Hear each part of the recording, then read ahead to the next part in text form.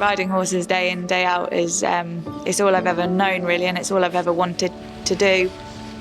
I would say it keeps me sane, gives me focus, and I get a real sense of achievement just working with the horses. I really like bringing them on from youngsters and seeing how far they can go, and you choose horses when you go and buy them, and to see them progress and see if they turn out what to be what you think they are. I really get a lot of satisfaction out of that.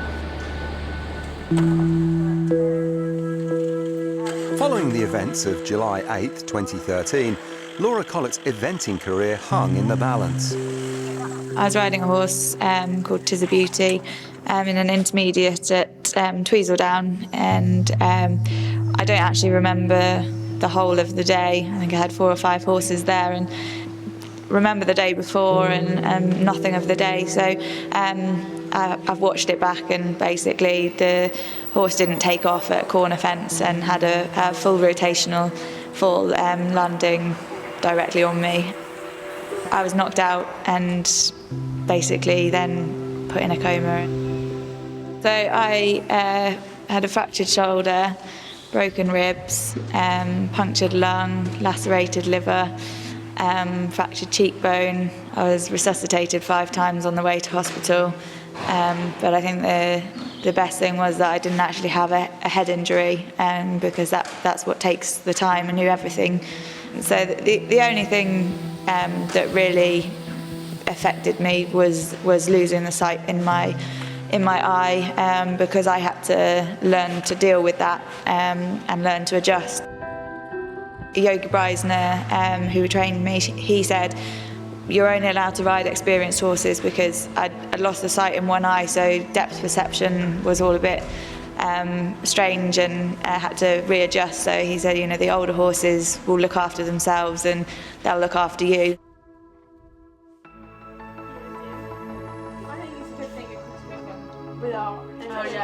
It's been 7 years since Collett's horrific accident, but her drive to succeed has never wavered. And recently she secured the biggest win of her career, the 5-star title in Pau. I like to be able to achieve things, and I have a plan, and you set goals, and yeah, sometimes it takes longer to achieve your goals than you first wanted to, but that's what makes me even more determined to make things happen.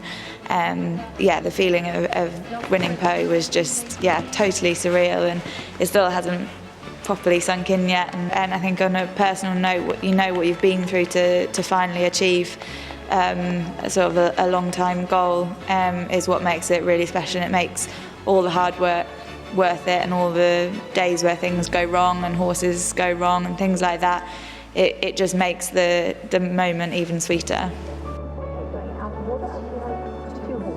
Deep down I knew that with London 52 he is a horse that if everything went right he could be there or thereabouts, but it was very much the aim with him was to go and for him to have a nice experience, and anything else was a bonus. So it's one big bonus actually winning on a horse doing its first 5-star. So it's an unbelievable feeling, really.